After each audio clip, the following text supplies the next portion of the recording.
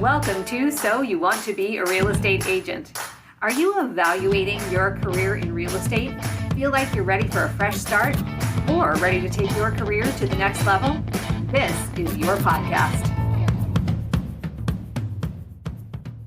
5.5 months in, finally made a sale, finally made my first sale, and it just kind of snowballed, thankfully, from there and built pretty quickly. So I launched my own team in 2016. I was doing about 50 transactions a year on my own, just by referral. That's what I've done from day one. And and I had a team, and it was going really well. I've gotten out of production with just one agent and one admin. And that happened really kind of beginning of 2022. But the big shift for me happened. So things were going great. I was super fortunate. Lord was really kind in the business and what we had built. But in October of 2022, so beginning of October 2022, my mom passed away from breast cancer. She'd been battling for about 8 years, and that rocked me. I mean, it really did. I was super fortunate. I was able to take time off and really focus on her because of the way my business was structured. But it forced me really, Meredith, to slow down, and I spent the next probably 3 months just asking and praying and asking God, who do you want me to serve? And I just kept asking that over and over and over again. And for me, it became really clear it was meant to be Christian agents. And so that's really when I made a shift. And so I shifted from, and my team was kind of running without me anyways, but I really put that on autopilot and then shifted into really trying to serve that population of agents. Now, I love any and all agent, I want to help all of them, but specifically diving into that community. So we launched the Faithful Agent, which is a nonprofit. We launched the Faithful Agent podcast. And then about a year later, I also merged my real estate team with a buddy, and we called it 210 Realty Group. And we started the 210 Collective, which is like a coaching and training organization as well. 210 for Ephesians 210. So we're kind of just all in on that now. And that's been a really great blessing. And I think one of the cool byproducts of that, Meredith, for me has been what I've been encouraging, whether you agree with me in what I believe in my faith and not, that's okay, is I've been able to encourage people, whether it's through a podcast or the podcast host maybe themselves, and say, what I believe and who I am is not a backpack that I take on and off, right? It's not like I can show up and say, well, now I've got my realtor backpack on and I'll leave my faith and dad and husband backpack at home and I'll just be a real estate agent, right? Like, you are who you are and you're that way all the time. Authenticity is so important. And so it's allowed me as I transition, and there's a lot to that story, right? But it's allowed me as I've really shifted that focus to not only really be authentic in what I'm doing, and it's okay if some people don't like it, that's genuinely okay. But also, I think encourage others to, again, whether you believe the same thing I do or not, that's okay. But to be super authentic in who they are in their business too. And so, yeah, again, it's been 11 and a half years. It's been an incredible, wild journey, and I'm so grateful I'm still here. It has been a journey, and I feel like it's interesting that you have experienced this finding of your purpose Mm, at a relatively early age. I think so many mm, people don't get to this point in their lives until much later, and until they hit that wall of the feeling of, okay, I've created all the success that I ever dreamt of, and yet I'm completely unfulfilled. Now what, mm, right? mm, So I think so many people get there, and that's when they have some kind of a personal crisis. And sometimes it's a crisis of faith, sometimes it's a midlife crisis of some mm. sort. Yeah. But that's where they usually find what you've already found. So maybe that was precipitated by the loss of your mom. Mhm. And that kind of was that moment of epiphany for you, it sounds like. And Yeah. how wonderful that you've been able, this is the other thing I think people find, is you've turned so gracefully your focus from self-service to service of others, Mm. which is really where fulfillment, I think, lies, right? So Yeah. Sure. it's such a beautiful story, and so beautifully done. Yeah. Let me Thank you. take you back to where you first started, which was talking about someone else said to you, I think you might be really good at this. Hmm. Because I think there are a lot of agents that get into this because someone said to them, have you ever thought about real estate? I think Hmm. you'd be great at it.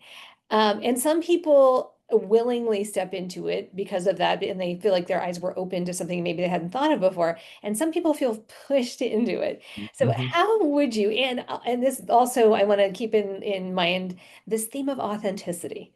Because I think that is such a beautiful and pure theme to think about. And I have to tell you, as a coach, in almost every conversation I have with people, the topic of authenticity comes up, whether it's I'm being told to use this social media blueprint and it doesn't feel authentic to me, or I'm having a script forced down my throat and that doesn't feel authentic to me, or I'm trying to live into a persona that goes against my kind of natural state. That doesn't feel authentic. And what we know is people sense that. It's like that, the same thing, the uncanny valley people talk about where when AI isn't real. It's kind of like that. Like something's off. You can't quite figure out what it is, but you feel like something's off.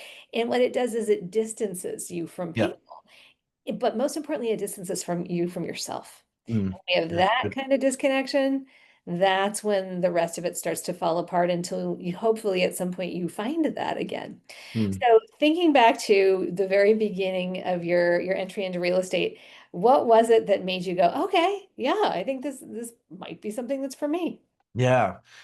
Well, great question. And I'd love to talk about authenticity at some point too, but I would say it took me a year and a half before I thought maybe I'm an entrepreneur. It took a long time. And I try to encourage agents now is there are moments, even now for me, but there are certainly moments early in your career where you have to borrow the belief of other people. You just do.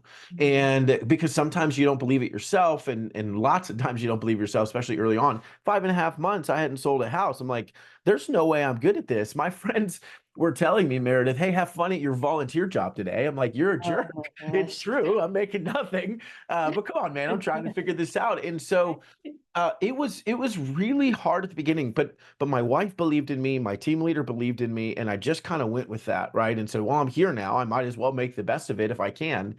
And so it was really hard. And looking back now, the way I describe it, and I sat down with I was 27 when I started. I actually sat down yesterday with a 23-year-old guy who wants to get into real estate. And I said, here's my best piece of advice for you, right? This is what business building is like. I didn't understand it at the beginning of my career. Now I do, but business building is like walking into a room that is pitch black and they close the door behind you. Inside the room, there are couches and stuff that you can run into, right? And there's only one light switch, and your job is to find the light switch in that room. That's when you've hit that level of success in your business. And hopefully you have one or two coaches or mentors that are in the room that can't hold your hand and guide you, but can tell you where to watch out for that couch you're about to run into, right? Yeah. Now you're going to bump into the wall, you're going to run into the furniture, you're going to get some failure points along the way. Eventually you'll find that light switch, you'll turn it on. Now, if you're like most entrepreneurs, we'll enjoy the light for 5 seconds and then we'll walk into the next room that is pitch black and we'll do it again, right? But Yes. the reality is what I didn't understand coming in is how genuinely difficult it was, not just because the work itself is hard. I think that it is and it isn't. Being consistent is hard, right? Understanding how to do the job, that's hard. What I didn't realize was what was so hard is I had to grow and become someone else, right? Create not in a terms of being inauthentic. I don't mean that at all. My authenticity was I'm a highly relational person. And so though I went to the cold calling class and the class on Zillow and open house and all those things, I decided that's not who I am. I've got to build a business exclusively by referral, or else it's just not me. I'm not even going to like the business that I have. So 11 years later, I've never even done an open house, for example. But for me, what I realized was, okay, that's who I am, but I've got to go become excellent at that, right? I'm not who I am right now. Yeah, I love people. I'm highly relational. That's awesome, but it's not producing business. So I've got to take who I am and go pursue what excellence looks like there. I agree with you. I think the industry's wrong that says, here's what success looks like. It's a one size fits all, cold call, door knock, open houses, buy leads, post on social media, and work by referral. You got to do all these things. I think that's totally untrue. I think the reality is your job, ultimately your job when it comes to building your business, is figure out who you already were wired to be and then go be excellent at just that. That to me is what success actually is in our industry. And so thankfully I had enough understanding early on to say, if this is going to work, it's got to work the way that makes sense to me. And I just went in pursuit of how do I master working by relationship. And thankfully that paid off. Mm. And that, I think you make so many good points there. one is, I mean, it obviously aligned with who you are, but two is there are lots of ways to be successful in real estate. Yes. And I think you're exactly right. Some people are like fed this very didactic kind of blueprint for doing it. But if you can find your thing, in Mm, which could be open houses, could be a mhm. geo Yep. farm, could be a niche of Absolutely. some kind, could be working with first time home buyers or first time home sellers or whatever. But you found your niche in this building a business through relationship and associated referral. When you figured out that that was where you wanted to go, I love your metaphor of the dark room and the Mhm. light switch. When that switch turned on for you, what did you then in that moment realize that you needed to do to make sure that you could build a business that was going to be both successful and enjoyable for you? Yeah. So, well, I learned, my wife actually told this quote to our 8-year-old daughter the other night. I'd never heard it before, but she said, Hattie, winners are just losers who never gave up. I'm like, gosh, that's so true. I don't think she created it. If she came up with that quote, my wife is the most brilliant woman in the world. Right? Even Right. though she doesn't run a business. I mean, she runs a business called homeschooling 5 kids. But Right. what I thought was that is so accurate, right? Yeah. It's not that it's easy to be on a podcast, it's easy to be a coach, and people assume we know everything that we're doing and we understand exactly. I don't think that's true at all. My experience has been just failure moments, but I didn't waste the failure moment. And what I mean is, so very early on, I was leading music at our church, and the guy who played bass on the music team, the bass guitar, was named Jimmy. I was 2 or 3 months in, maybe, to my business. I see Jimmy on a Saturday at a friend's birthday party. Jimmy walks in, he's got this huge smile on his face. And I'm like, Jimmy. And he was a great guy, but he wasn't like always that happy. I said, Jimmy, what's going on? He said, Garrett, I just bought a house.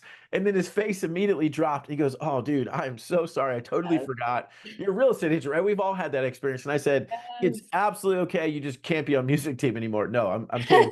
Um, but instead of wasting that failure moment, I went and started to study it. It caused me to start studying the psychology of how consumers make decisions. Why did he not think about me? It was my assumption. He's my friend. Of course he's going to call me.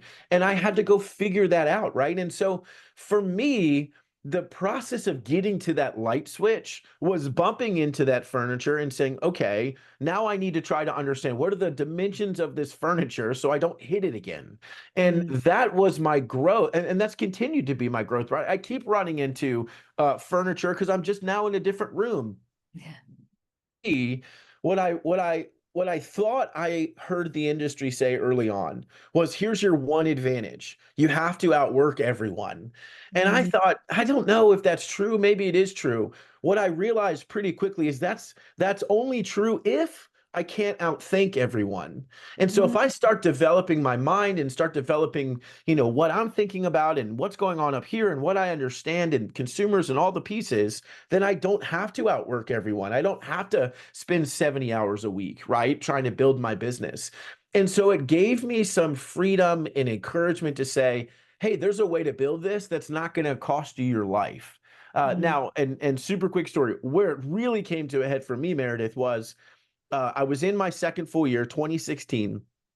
I had come up with a plan. I had sold 27 homes my first full year. I'd come up with a plan on how I thought I could sell 50 homes by relationship. I just thought it was going to take me 70 to 80 hours a week, right? I couldn't Mm. figure out any other way. I'm sitting down with my wife. I'm only a year and a half, not quite 2 years into the business. My Mm. wife and I are having dinner, and I said, babe, I've got this great idea. We're going to sell 50 homes this year, and it's going to change everything. We can buy a lake house if we want. We could buy some rentals. We can do X, Y, and Z. And it's just going to take like 80 hours a week. And we're sitting down there having dinner, Meredith. And I say, what do you think? And she says nothing. And I'm like, all right, did you not hear what I said? Do you need me to say it again? Whatever. And I say, babe, I think I can sell 50 homes a week. I just think it's going to take 80 hours. And she says, Garrett, I love you. I want you to go sell 50 homes, but I need you to figure out how to do it in under 40 hours a week. And that was, and she totally has the right to ask that of me, right? This is an us thing, not a me thing. And Right. so it forced me into a position, which I've now learned, it's forced me in a position to ask a better question, right? Because if Mhm. I ask a bad question, I get a bad answer. So if someone came to me and said, Garrett, how do you sell 50 homes this year? I would say that's the easiest answer in the world. Go work 120 hours, spend 100 grand on whatever, and you'll find your way to 50 deals. But if you ask a better question, right, which incorporates your life and what actually matters to you, a question that my wife made me ask in a great way was, how do I sell 50 homes in under 40 hours a week and never miss a family dinner, right? Whatever the question is going to be, go on vacation every 7th week, whatever. And I have my own scoreboard now. But when you ask a better question and you give yourselves parameters that includes what matters, which is your life and the people around you, then you're forced to go solve that problem, which is a way better problem to solve, right? So I started to realize that, thankfully, through my wife, and it just caused me to say, okay, if I'm going to do this at a high level, I've got to master it. What does that look like? And I just started to dive in and really try to figure that out. Did you know that 63% of sellers and buyers choose their agent based on local proximity? That's why farming or geofarming is such a proven method for long-term success in real estate. If you've been considering becoming a farmer or a geofarmer in your market, but not sure how to get started, check out Farming for Real Estate Agents. This blueprint will walk you through exactly how to choose a geofarm area, how to figure out by running some calculations whether the farm area that you're selecting can support your goals, and will help you track your return on investment. You'll also hear from locally famous farmers who have already dominated their market shares, so you can R&D their secrets and dominate the area that you choose to geofarm. And was that the origin of the balanced breakthrough? Is that where that original kind of concept came from? Yeah, no, it wasn't. So that fast forward, so that was 2016 and I sold 50 that year. And fast forward though to 2021, I'm sitting outside doing thinking time. I've got a bigger team and kind of the same thing happened. I didn't need my wife, thankfully at that point. I'd learned enough, but I came up with this plan. I'm sitting there thinking, okay, I can double my profit next year. I was convinced, but I couldn't figure out how to do it without working 60 hours a week. So it's going to take an extra 20. And I had this moment for me, Meredith, where I was sitting there and I paused and I said, okay, Garrett, if you could look back on the man right here today, sitting here right now, 5 years from now, if you could look back on him, would you be most proud of the man who figured out how to double his profits but worked more, or the guy who tried to figure out how do I earn the same amount of money and actually work less and show up for my family more? We had 3 kids at the time. And when I asked that question, it was really clear. You know, I want to work less. This time is precious. I don't want to lose it. But I came back up to my office and I wondered, well, then why did I have a big team? Like, what was I even doing? It's not even necessarily what I wanted. And my scoreboard, my whiteboard's still right here. But I came back up wondering why I had done what I had done.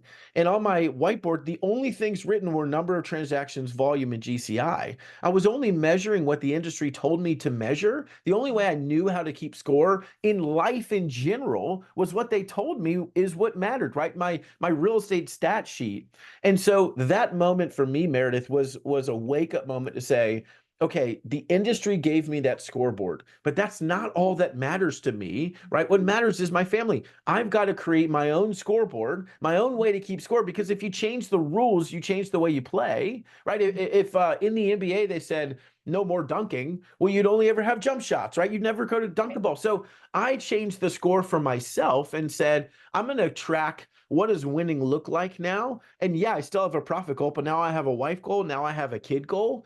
And now I have a new way to make decisions. Right now I get to ask a better question. And so it was another moment where, as entrepreneurs, we always love to push the envelope. What's next? We like the striving. We're kind of in those seasons. Yep. And thankfully, I had learned enough at that point where I caught myself and said, this is not a trade worth making. And the irony is, Meredith, because I started asking better questions, I now make more than I would have if I doubled. And I actually still work less, right? It's crazy when you learn to ask better, deeper questions, how it comes out with a better answer. And so, yeah, that really started in 2021. And I started to realize how many agents around me, my heart really in writing the book is I want to restore the real estate agent's family, because too many agents are missing family dinner or soccer games or date night or whatever it is, Yeah. not because they're doing that on purpose. They just don't know there's another way. They think that's what it costs to be a quote unquote successful agent, and there's a better way. And so by hopefully helping restore them in their business, it'll ultimately restore the family. And that's really my heart in this. And because I saw how close I was to really pursuing the world and giving up my family. And I'm thankful I didn't. And I want to help other people do the same thing.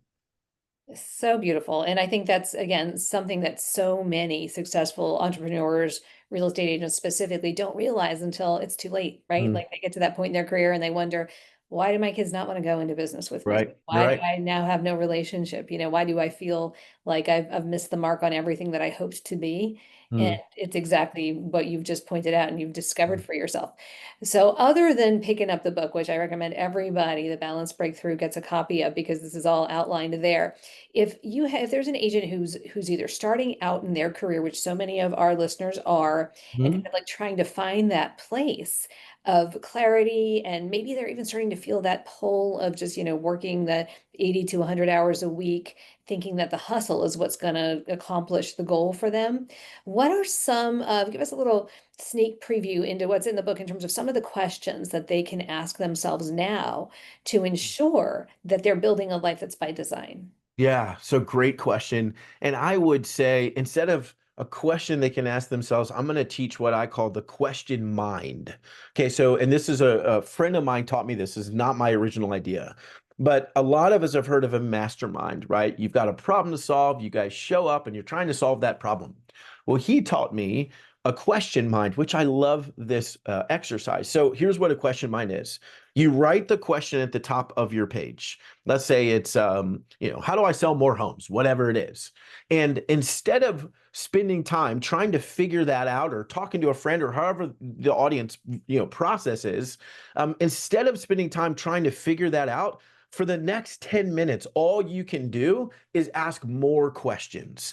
And so you might, and I give an example in the book of, I think the question mine I did was, how do I build this business to X, Y, or Z? I can't remember exactly what it was, but that's what I thought the question was. Well, I learned to go through the question mine process. So for 10 minutes, all I was allowed to do was just write more questions. Well, in the book, in a very vulnerable way, what it came down to was I thought I was asking the question, how do I build my business? I actually got to the question of how am I actually doing because I'm struggling? That was the actual question that I needed to ask and I needed to spend time thinking about. And so for a new agent or an agent that's struggling, you're going to be asking questions like, how do I build my business and those pieces? And that's good and right and true, and you should be. But maybe you pause and say, how do I sell 10 homes this year, right? Great question. Maybe you spend the time and just ask other questions. How do I sell 10 homes this year? How do I make sure I never miss, again, family dinner? How do I make sure I stay true to myself? How do I make sure that X, Y, and Z? Am I surrounded by the right people? Do I have someone in my corner, right? How am I doing mentally, physically? Maybe you start asking these deeper, better questions.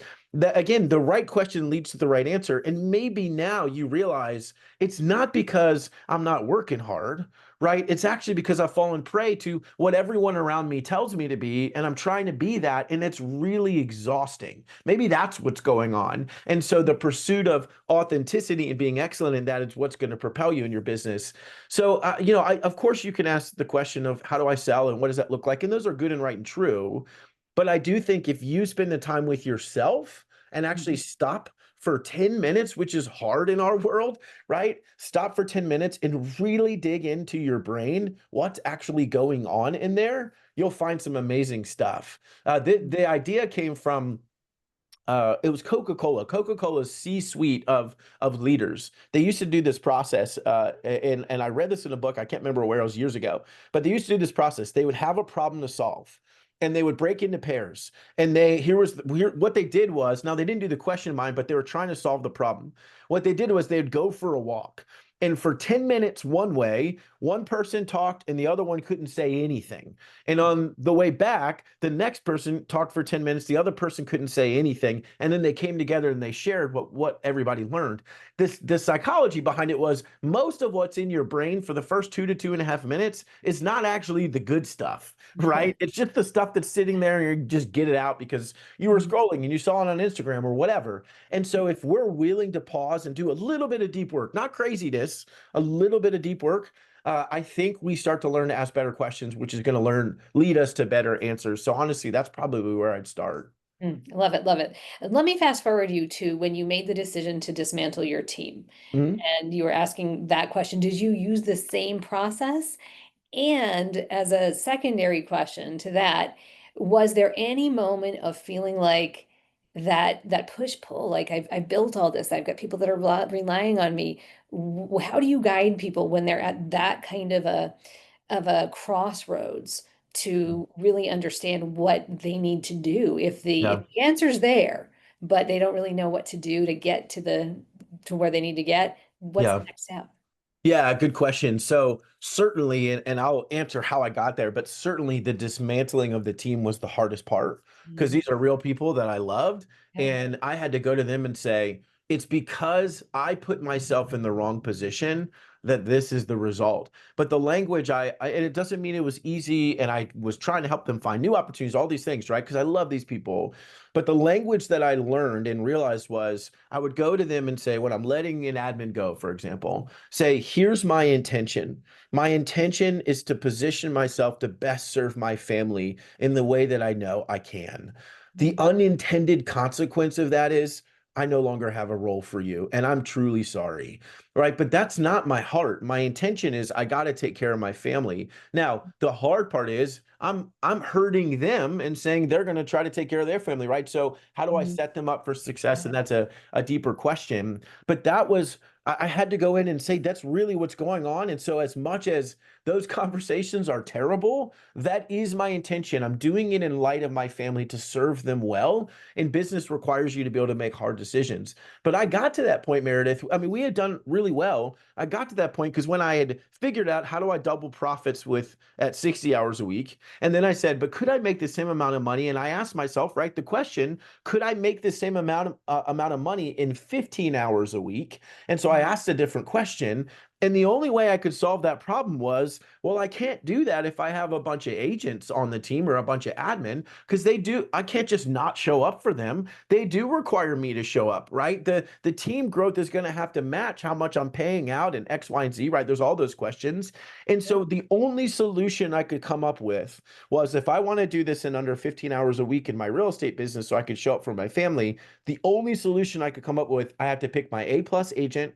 I have to pick my A plus TC, and the three of us just run it. Because at some point, Jesse, my lead agent, is going to be so good, which he is now, excuse me, that he can day to day run the operations of this business. And I almost don't have to show up. And so Mm, that was the only way I could solve that problem. And so, again, I just asked the question that I thought made most sense for me and my family. And I hated that the byproduct was I was putting other people in tough positions, but that's how this goes, right? Like either and last thing I'll say to that point, what I've encouraged a lot of people is, look, here's the reality, right? So let's say I'm letting go one of my agents, and I love these people dearly, but here's the reality: that agent can go find another team, right? Or that agent can go start their own solo business career, whatever. But my family can't go find another dad. Right. And mm, so the reality is, I'm the only one that has the ability to show up well for my family. I'm the only one that has the ability to pour into my wife and pour into my kids. These agents can go find someone else to support them. The challenge that I think we run into, that I certainly did, was I thought I could be all things to all people, and most of us do. I thought I could show up well for all these agents and show up well for all these 1,800 kids, right? And I couldn't do it. And so mm, something had to give, and that was the only solution. They need daddy. They're not going to go find another dad. The mhm, other agents can find somebody else. I can say, here's another great person. Let me connect you with them. And some of them that worked out great, right? And I can do that. I've mhm. got to prioritize the priority, and that's the family and the only things that I can actually protect and show up for. Yeah, yeah. And so for you, that was a personal, powerful decision. I know probably some of our audience members who maybe run teams or are thinking in that direction are thinking, is that the only answer? So what do you say to that? The only answer to let everybody go. Right. So if they're building a team, is Mhm. that they're going, because I think there is this kind of, along the lines of what you were saying, there's this sort of a blueprint that we're all fed. For a long time, there was build the biggest team possible. Mhm. That was kind of like the conventional thinking to Yeah. get to real estate Yeah. success. Yeah. And some people have done that or built a big team, and they may be now thinking, oh my gosh, maybe that's my answer. I got to just dismantle the team. So Mm. is that always the answer, is my question. Yeah. Well, so no, I don't think so. I mean, I definitely, the seventh level team, right? If you read The Real Estate Millionaire, great book. It's this idea that you build a team where now you have CEO and you get to step out of it. Well, what I realized, Meredith, when I was with Keller Williams, I was running a what we call the Think Bigger Mastermind with the top teams in Virginia and North Carolina. I mean, these guys were beasts, right? These ladies and men were amazingly talented business owners. Not a single one of them had ever made it to that point, and they've been doing it for a long time. So I started to look and say, okay, if I actually want to get out of production, it's probably not going to happen like that, right? I love simplicity. I hate complexity. And so what's a better way for me to get out? I bet I could do it with a really, really small, powerful team. And so instead of having this middle ground where I have a couple agents and all these things, for me, that was no exit strategy, right? The joke, someone told me this the other day. They said the joke is, have you ever been to a real estate agent's retirement party? No, they just die, right? Like that's how we retire. Yes. And there's got to be a better way. So what's the exit strategy? For me, it became, and I've talked to team leaders a lot, and I'll say, here's your challenge. Because people will come up to me and say, how do I find my Jesse, right? My lead agent who runs the business. And I'll say, well, are you still actively in production? Yes. Are you still the top agent on every deal and winning the awards? Yes. Well, then you're going to the marketplace and saying, here's a C plus opportunity. I'm Mhm. still going to be the guy, but you get to be on my team and ride my coattails. Where's the A plus player? Well, A plus players don't want to have a C plus opportunity. So Right. when I finally realized that Jesse's an A plus player, I need to give him an A plus opportunity or he's going to leave, and he should. I said, man, I'm going to step out of production fully. I'm going to give you all of my referral business. Every single deal that happens going to go under you. People think I don't even sell homes anymore, and that's fine. I don't care, right? A friend of mine once told me you have two accounts. You have an ego account and a bank account, and you only get to put it into one. I think most team leaders, if I'm honest, because I've been there, it's ego driven. I got to be the number one. I got to be the rainmaker. I got to be all these things. Well, Mhm. that's fine as long as you want to have to work yourself all the time. What would it look like if a team leader, doesn't mean it's always the answer by any means. I can't answer that. They got to decide that for themselves, having the conversation with their spouse maybe and saying, what do you want for us, Mhm. right? Do you want me to show up more? How are we going to do that? But Mhm. maybe it's saying, no wonder I haven't gotten an A player on my team to take over my business. I've been offering a really bad opportunity. I've been Mhm. saying it's a great opportunity, but it's not. What if I said, I'm going to get out of the way and I'm going to find someone who wants to step into this big opportunity? I mean, it has been a game changer for me. I'm in Southeast Virginia. I now have been trying to help so many agents locally in our organization to do the exact same thing, because you Mhm. can do that. Even if Mhm. you're a solo agent selling 25 homes a year, you still actually could feasibly do that. Bring in Yeah. another agent, give them your business, and step out. There's a lot of freedom if we're willing to get out of our own way. Mhm. Dave Ramsey, I think it was Dave Ramsey, said, here's the truth. You're the problem in your business, but you're also the solution, Yes. right? So we got to figure that out for sure. Yes. Yeah, it's kind of a similar concept too. We feel like we're locked into a cage, but the door's open, right? Yeah, Like you're right. Absolutely. step right Just to through it. walk out. Yeah. Yeah, yeah. Okay. Yeah. It's funny you said that. We took the family to Orlando, and my wife and I took our 8 and 6-year-old to an escape room. Never done one of those Oh, before, right? Well, my 6-year-old boy kept asking me, wait, Daddy, they don't actually lock the door, right? No, no, no, don't worry about it, buddy. Wait, Daddy, is the door locked? No, it's fine. If we need to get out, we can just walk out. To your point, yeah, you're trying to escape the room, but if I needed to, I could just walk out. It's already unlocked. I love yeah. that as an imagery, what you just said, because for a lot of agents, I think the answer is clear. We just don't have the boldness or the momentary, just be courageous for 5 minutes to do the thing that you need to do, to recognize that only you can show up well for your kids or whatever your scenario. You can help the agents find somewhere else or admin or whatever, as hard as it is. right? Who's going to be there at the end of your life? Well, hopefully your family. And so Yeah. what are we in pursuit of? And so I think we just got to ask ourselves bigger, better, harder questions, and it's going to lead to bigger, better, harder answers, honestly. Great, great advice. Yes, so agree. This is so good. I feel like we could talk for hours, and I'm gonna have you back on again because I have so many Yeah, more I'd love questions to. for you. But this Sure. was so great. So I think the audience is going to get a ton out of this. If they want to reach out to you, Mhm. to find you on social media, and to get a copy of your book, The Balance Breakthrough, what's the best way for them to find you? Yeah, so thank you. I'm at Garrett Maroon on Instagram. They can find me on Facebook there too. And then the website is just www.garrettmaroon.com, and they can connect with us, find any info, whatever. I'd love to chat with anybody that I can support or help. Awesome. You are awesome. Garrett, thank you so Thanks, much. man. You Yeah, have been a rock star. So appreciate you being on the show. And I will have you back again for sure. let's do Thank it. you all for listening. This has been and watching. This has been So You Want to Be a Real Estate Agent. We'll see you next time.